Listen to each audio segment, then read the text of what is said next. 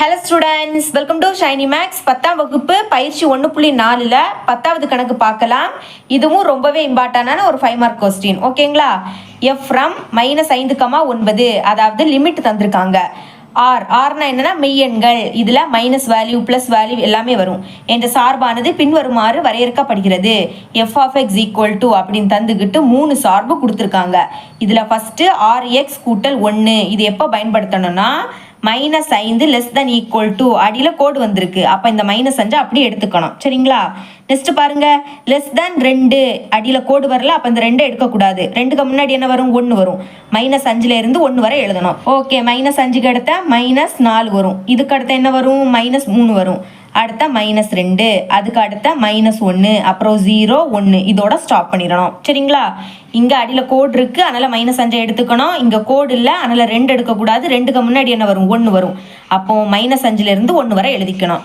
இனி 5x² -1 இதை எப்போ பயன்படுத்தணும்னா 2 லெஸ் தேன் ஈக்குவல் டு அடியில கோடு இருக்கு, அப்ப அந்த 2 எடுத்துக்கணும். சரிங்களா? இனிமேல் லெஸ் தேன் 6 அடியில் கோடு இல்லை, 6 எடுக்கக்கூடாது. 6க்கு முன்னாடி என்ன வரும்? 5 வரும். 5 வரை எழுதிக்கலாம். 2 அதுக்கு அடுத்த 3 வரும், அடுத்த 4 வரும், அடுத்த 5 இதோட ஸ்டாப் பண்ணிடுங்க. இனி 3x - 4 இதை எப்போ பயன்படுத்தணும்னா 6 லெஸ் தேன் ஈக்குவல் டு அடியில் கோடு இருக்கு, அப்போ 6 எடுத்துக்கணும். இனி பாருங்க, லெஸ் தேன் ஈக்குவல் டு 9 இங்கேயும் கோடு இருக்கு, அப்போ 9 எழுதிக்கணும். 6ல இருந்து 9 வரை. 6க்கு அடுத்த 7 வரும், அடுத்த 8 வரும், அடுத்த 9 இதோட ஸ்டாப் பண்ணிருங்க. இதுதான் கொடுத்துருக்காங்க. -5ல தொடங்கணும், அதே மாதிரி 9ல முடிக்கணும் என வரையறுக்கப்படுகிறது எனில் பின்வருவனவற்றை காண்க. நம்மள இங்க ஒரு 4 சப்டிஷன் கொடுத்துருக்காங்க. 1 by 1 சால்வ் பண்ணிடலாம். ஃபர்ஸ்ட் சப்டிஷன் சால்வ் பண்ணிடலாம்.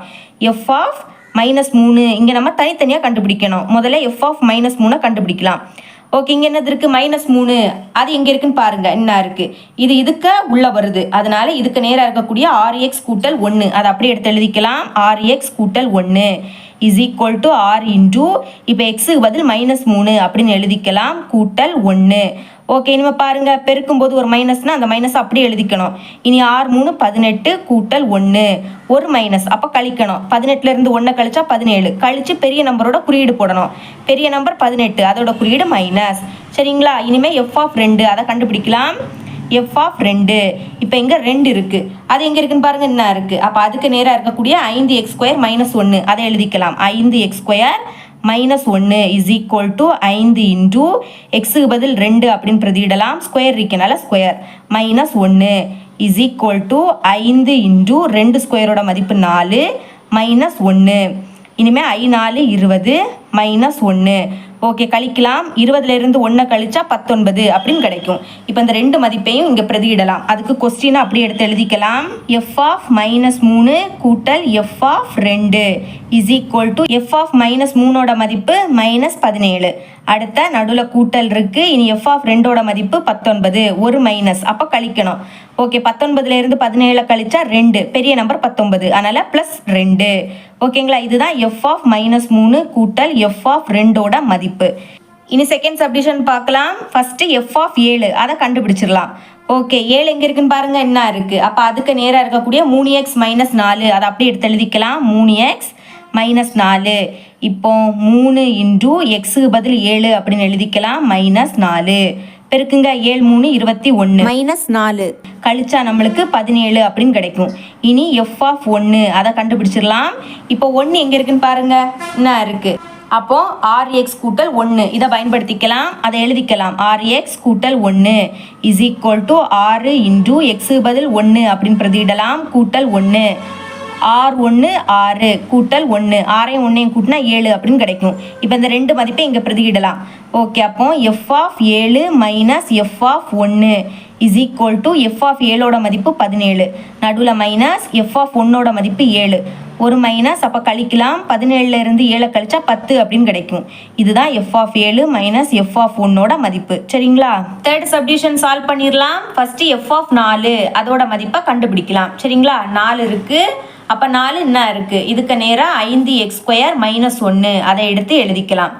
ஓகே, நெக்ஸ்ட்டு 5 இன்டூ எக்ஸுக்கு பதில் 4 அடுத்த ஸ்கொயர் இருக்கனால ஹோல் ஸ்கொயர், அப்புறம் -1 இஸ் ஈக்குவல் டு 5 இன்டூ 4 ஸ்கொயரோட மதிப்பு 16 அடுத்த -1 பெருக்கிடலாம். ஃபஸ்ட்டு 6 5 30, அப்போ 0 பாக்கி 3, 4 5 5, 5க்கு கூட 3 கூட்டினா 8, அப்புறம் -1 கழிக்கலாம். 80லேருந்து 1 கழிச்சா 79 அப்படின்னு கிடைக்கும். இனிமேல் எஃப் ஆஃப் 8 அதோட மதிப்பை கண்டுபிடிக்கலாம். ஓகே, 8 எங்கே இருக்குது? நான் இருக்குது. அப்போ 3x - 4 எழுதிடலாம். ஓகே, இனிமேல் 3 இன்டூ எக்ஸுக்கு பதில் 8 - 4 இஸ் ஈக்குவல் டு 8 3 24 -4 கழிக்கலாம். 24லேருந்து 4 கழிச்சா 20 அப்படின்னு கிடைக்கும். இந்த ரெண்டு மதிப்பையும் இங்கே பிரதியிடலாம். ஃபஸ்ட்டு கொஸ்டின் அப்படியே எடுத்து எழுதிக்கலாம். 2 இன்டூ எஃப் ஆஃப் 4 கூட்டல் F of 8 is equal to, இங்கே மறக்கக்கூடாது, முன்னாடி என்ன இருக்குது? 2, அதை எழுதிருங்க. இனி எஃப் ஆஃப் 4ஓட மதிப்பு 79 கூட்டல் எஃப் ஆஃப் 8 அதோட மதிப்பு 20. சரிங்களா? இப்போ 79ஐயும் 2ஐயும் பெருக்குனா 158 அப்படின்னு கிடைக்கும், கூட்டல் 20. இப்போ இந்த ரெண்டையும் கூட்டினா 178 அப்படின்னு கிடைக்கும். இதுதான் 2 இன்டூ எஃப் ஆஃப் 4 கூட்டல் எஃப் ஆஃப் 8ஓட மதிப்பு. ஃபோர்த்து சப்டிஷன் சால்வ் பண்ணிடலாம். ஃபஸ்ட்டு எஃப் ஆஃப் -2 அதோட மதிப்பை கண்டுபிடிக்கலாம். இப்போ -2 பாருங்க என்ன இருக்குது? அப்போ 6x கூட்டல் 1 அதை பயன்படுத்திக்கலாம். அதனால் 6 இன்டூ எக்ஸுக்கு பதில் -2 கூட்டல் 1. இப்போ பாருங்கள், பெருக்கும்போது ஒரு மைனஸ்னால் அதை அப்படியே எடுத்து எழுதிக்கணும். இனி 6 12 கூட்டல் 1.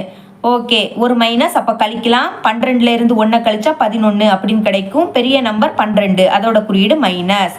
அப்போ -11 அப்படின்னு கிடைக்குது. இனி எஃப் ஆஃப் 6 அதோட மதிப்பை கண்டுபிடிக்கலாம். ஓகே, 6 எங்கே இருக்குது? என்ன இருக்குது? அப்போ 3x - 4 அதை எழுதிக்கலாம். 3x - 4 is equal to 3 into எக்ஸுக்கு பதில் 6 -4.